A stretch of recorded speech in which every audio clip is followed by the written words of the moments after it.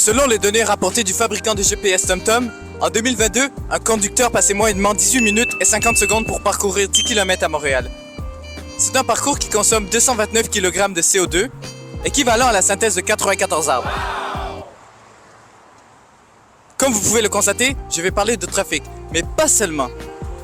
Avant cela, laissez-moi vous partager 3 définitions dans le vocabulaire du réseau routier.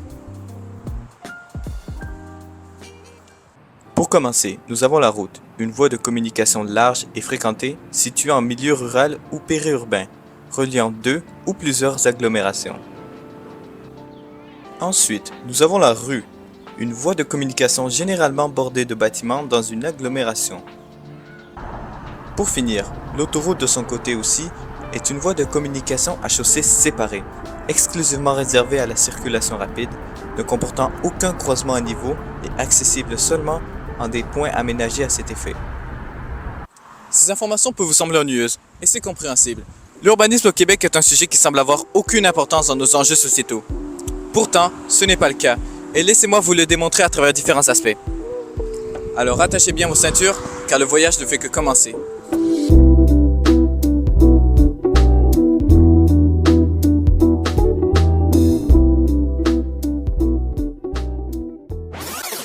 Pour vous donner du contexte, revenons en arrière dans le temps.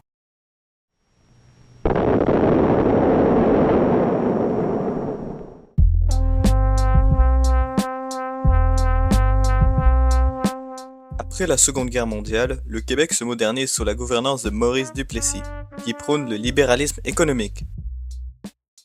Les routes commencent à prendre de l'importance dans le développement de la province, puisqu'elles connectent facilement les différents secteurs industriels au reste du territoire.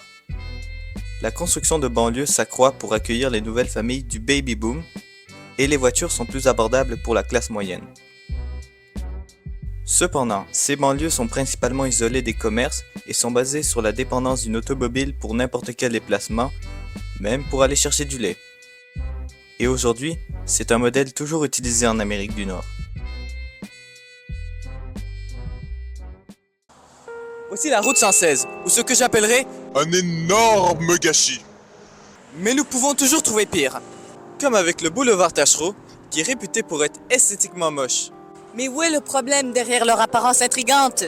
Eh bien ça, mon cher Thierry, c'est relié à plusieurs raisons. Tout d'abord, la configuration de ces routes engendre beaucoup plus de bouchons. Ou du trafic, si vous le préférez. Par exemple, les feux de circulation, surutilisés en Amérique du Nord, ralentissent les véhicules qui veulent se rendre du point A au point B le plus rapidement possible. Il faut aussi avouer que personne n'a vraiment envie d'attendre 2 minutes que le feu passe au vert dans un endroit pareil. Pourtant, c'est le quotidien dont la plupart des Québécois font face. Parlons aussi de la forme de ces routes. Elles sont larges. Trop larges même. Sans vouloir être grossophobe. En effectuant mes recherches, je suis tombé sur un article assez intéressant. Un journaliste au nom de Jean-François Cloutier affirme que le Québec possède le plus grand réseau routier dans le nord-est canadien, 50% plus vaste que celui de l'Ontario. D'après le professeur de génie civil à l'Université Laval, Guy Doré, l'étendue, la superficie de notre réseau routier, par rapport à la taille de la population, font en sorte qu'avant de considérer tout le reste, ce n'est pas facile d'entretenir nos routes. C'est probablement la statistique qui explique le mieux l'état actuel de notre réseau.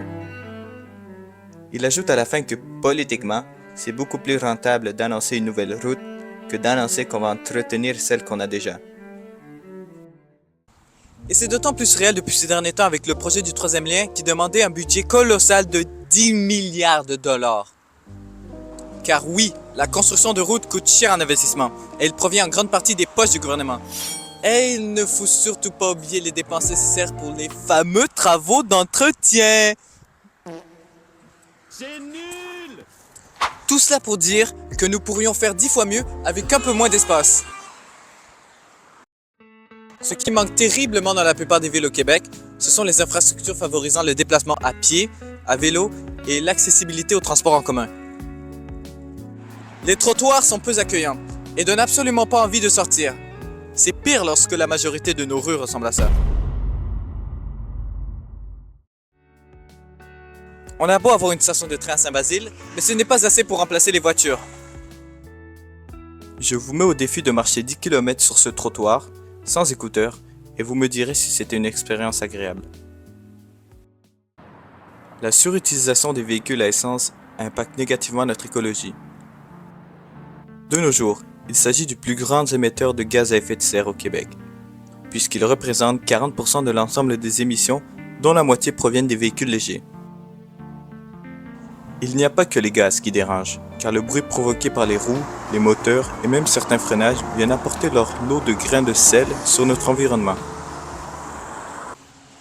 Il reste encore beaucoup de choses à parcourir à propos de l'urbanisme auxquelles je pourrais m'étaler. Pourtant, je suis convaincu que nous pourrons faire de grands changements à l'avenir en prenant les bonnes décisions. Pour cela, j'ai déjà quelques idées de solutions pour améliorer nos conditions actuelles.